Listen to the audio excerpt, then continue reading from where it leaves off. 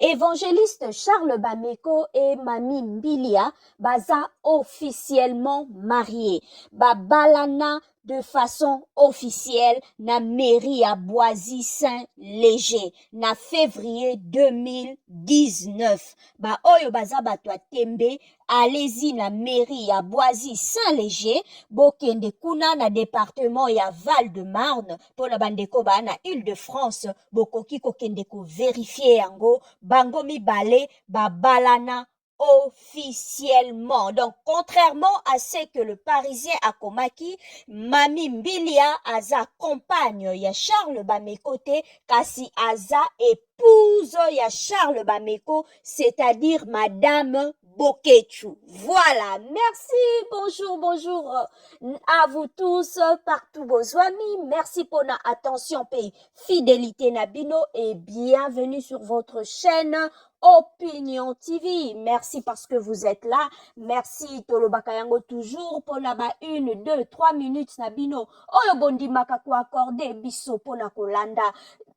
Chaîne Nabiso, en tout cas du fond du cœur Tolobaka Nabino toujours merci et continuez à vous abonner, continuez à liker, à partager nos publications, merci infiniment. Et ndenge bomoni yango na bilili, en tout cas la semaine outi ko clôturer ezalaki tellement agité na nouvelle oyo ekweyaki arrestation à pasteur Charles Bameko ba makambo elobamaki mingi, batu mususu bazalaki choqué, ba misusu ba perdre même contrôle, ba misusu pe ba oyo ba yebi loba ya Nzambe, ba oyo penza bazana deux makolo kati na makambo ya Nzambe, ba yebaki na ko profiter to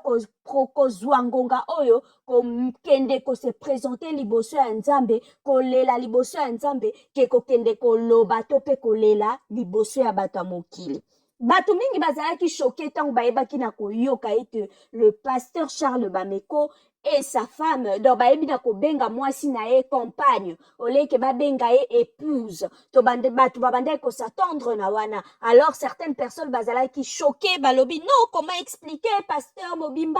azala officiellement marié te, bavandaka na mwasi na ndenge ya ekobo, na miso ya leta babalana te, bato ebele balobaki lobaki n'importe quoi, moto na moto bino moko boyebi na réseaux sociaux soki likambo ekomi, ba moto na moto amemaka yango na angle na ye, moto na moto atiraka na angle na ye, alors bato mingi bazalaki choqué. Or que la vérité est là, vérité ezali que l'évangéliste Charles Bameko et Madame Mami Mbilia baza réellement officiellement mariés depuis février 2019. Quand je dis officiel, c'est-à-dire kendaki devant officier à état civil, pe baebaki nako balana selon la loi française. Donc baza mari et femme. À moins que ceux qui peut-être bazonga qui après wana baki ko divorcer na ndenge na baro, mais je ne crois pas officiellement pour na bandeko baza na France, plus précisément na Val-de-Marne na Île-de-France, bokoki kokende ko vérifier na mairie à Boisy-Saint-Léger na février 2019 et baebaki na ko célébrer mariage ya monsieur Charles Bokechu et madame Mami Mbilia Moseka. Voilà, wana nde bakombo na bango penza na état civil. Soki boke na mairie kuna botuni, bakoyebisa bino bato wana babalana officiellement. Polémique mususu ya kobima. Oh, azwa mwasi ya bato, azwa mobali ya bato. Avant de se marier officiellement na mairie,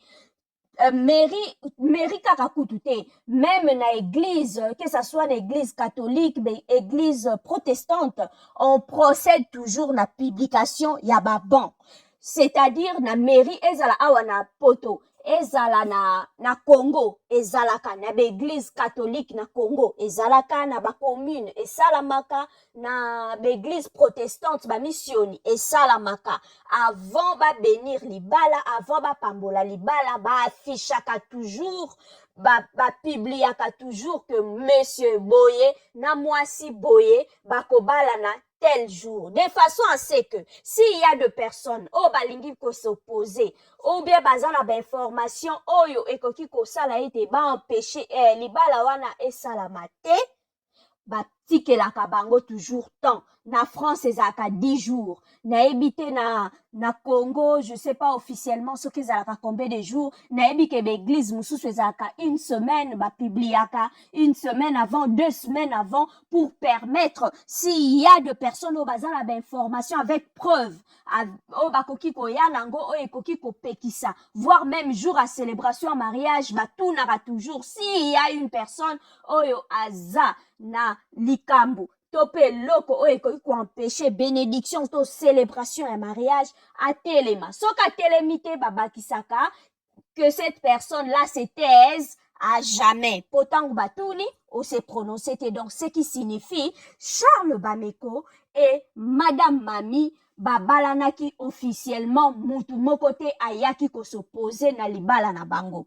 Avant ya kokoma na libala na bango ya 2019, bayebaki na kosala na 2016 o ezali mariage religieux. Mariage religieux na bango basalaki yango dot na famille ya mami epesamaki mbongo ya libala epesamaki ndenge epesabaka babalanaki na niveau ya famille pe bayebaki na kokende na église na 2016 pe bayebaki na kosala libala na bango na miso ya bandimi nyonso pe na miso ya nzambe po bazala en ordre bino moko boyebi peut-être que balingaki basala misusu akoloba ah non pourquoi babalani na église na 2016 po baya kobalana devant l'état na 2019 po biso bakongolais tolukaka kaka incompréhension ça peut arriver biso moko toyebi tous ki ba oh nyonso ezali ba difficulté administrative na bamboko tovandi okoki kozala bokotisi de monde babandi ko retarder bino boya na document boye bopesa boye bokende surtout ba o bavandaka peut-être na bamboka o peut-être na bamboko balobaka anglais suédois bazoloba allemand kuna na Allemagne to pe na bamboka mususu ba Portugal o ezosenga susu faut ba traduire ba document bato wana bakutanaka susu na beaucoup plus de complications parce que document ekoko ya mais l'état azongisi lisusu allez traduire tant boko luka ba traduire et ya oh non il faut bo actualiser document donc ba makambo na nyonso ebendaka pe makambo milai peut-être sur le plan administratif et zwaki ba makambo mo ebele peut-être il y avait du ba urgence e bande ko senga ke bango mibale ba komanda ku moko toyebi ba réalité ya poto peut-être batia adresse esika moko alors bakoki kosala yango bongo te tant mosala nzambe il faut abala mwasi na ye peut-être ce qui a fait que na 2016 ils se sont dit non on se marie en attendant côté à l'état makambo esila petango esilaki le na février 2019 mami bameko pe Charles Bameko bakomaki eloko moko na miso ya nzambe pe na miso ya l'état merci